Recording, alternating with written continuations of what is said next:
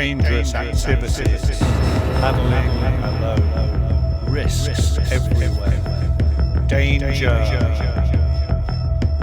dangerous activities, paddling alone, risks everywhere, danger, danger, danger.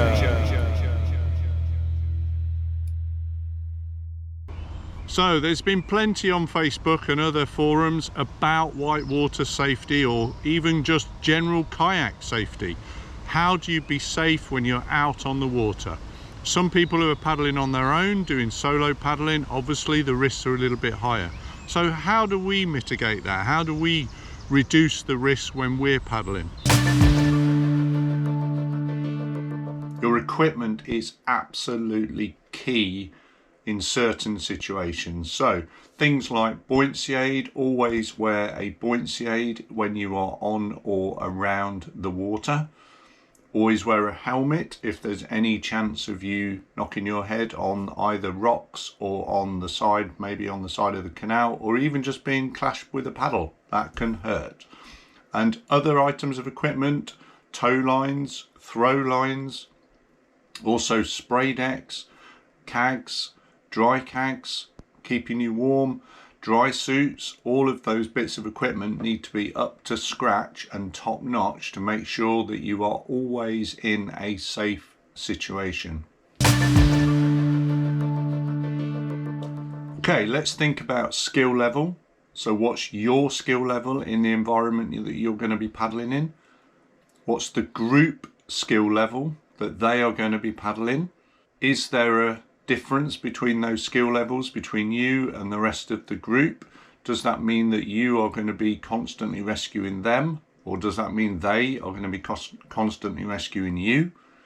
So skill level, really important. And when you are figuratively pushing the boat out and doing some stuff that's outside your comfort zone, you need to make sure that your skills are up to that.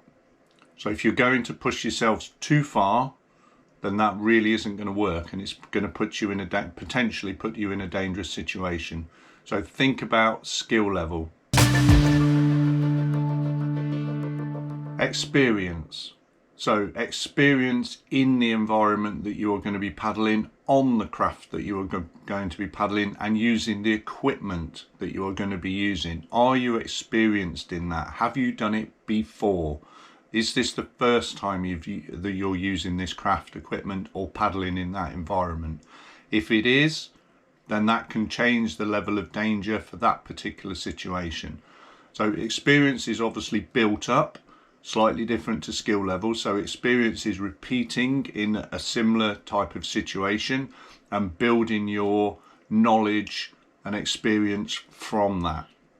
And that is really important to keep you safe. So if it is a new environment, you may want to tone it down a tiny bit and maybe not put yourself in such difficult situations.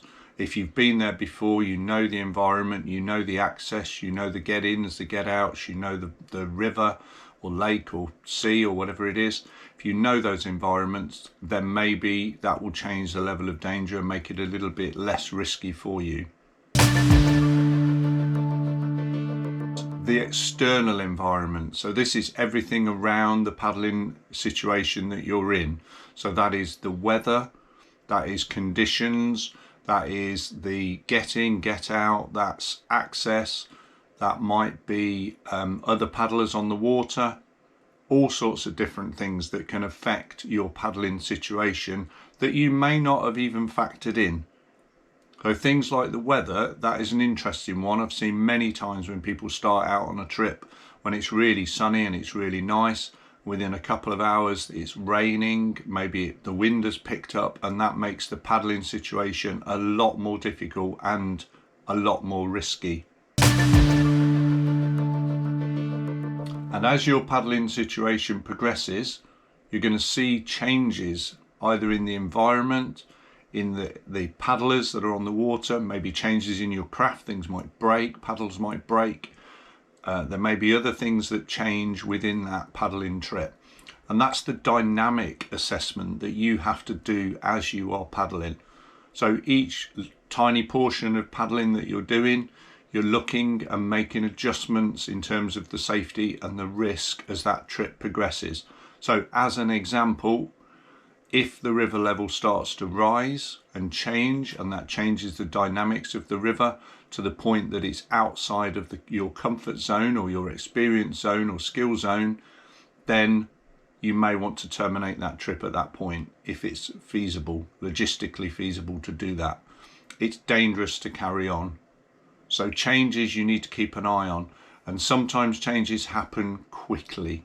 So things like breakages of equipment, they can happen in an instant, and then you're in a situation where maybe you don't have a paddle because it's broken, you can't paddle, or it's lost maybe, and you can't paddle. So that changes the risk and the danger within that particular trip. So keep thinking about that as the trip progresses. Also look at the dynamics of the group that you're with as well, because they will change. People get tired, they may get frustrated with the paddling they're doing, maybe they're not up to the standard that they were expecting to be, and that creates frustration. There may be friction between members of the team as well, which can change dramatically how the trip progresses. It may split the group, which can put you in a very dangerous situation, or put people in a very dangerous situation, and it can change very quickly. So thinking about the dynamics of the whole thing as the trip is progressing is really, really important.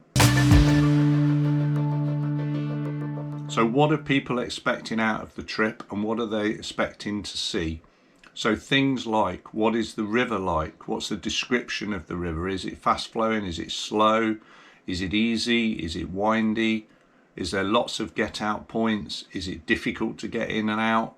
If there was a swimmer, for instance, does that make that situation difficult?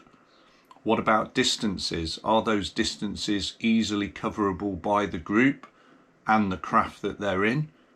If you're in kayaks and you've got canoes and you've got stand-up paddleboards, you will have different levels of difficulty for the same trip.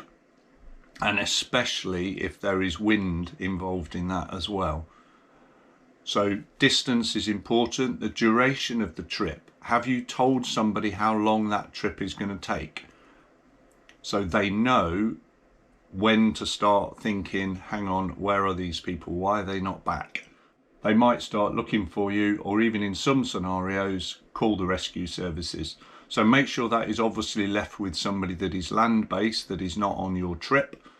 And make sure everybody knows, everybody in your group knows where that trip is going, where the get-in is, where the get-out is. And if in the event that somebody gets lost from the group, then the rest of the group know where they're going and can take action to get themselves out of that situation. So think about the trip expectations. And what we're trying to do is make sure that the risk for the trip is lower than all the safety that is in place for the trip. So if that reverses, if the risk of the trip goes outside of the safety elements that are in place for the trip, then that creates a very dangerous, and in some cases extremely dangerous, trip. So we always need to make sure that we keep the safety on the north side of the risk. So if you see on this graph here, you can see the safety is above the risk in the first part of the graph.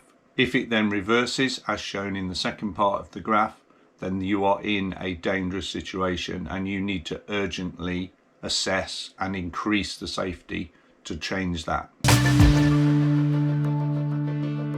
So there we go, some little hints and tips on safety. You may agree or disagree with some of them, that is absolutely fine. Please put some notes in the comments, I'd love to respond. Hope you enjoyed that and you took something from it, and of course, paddle safe.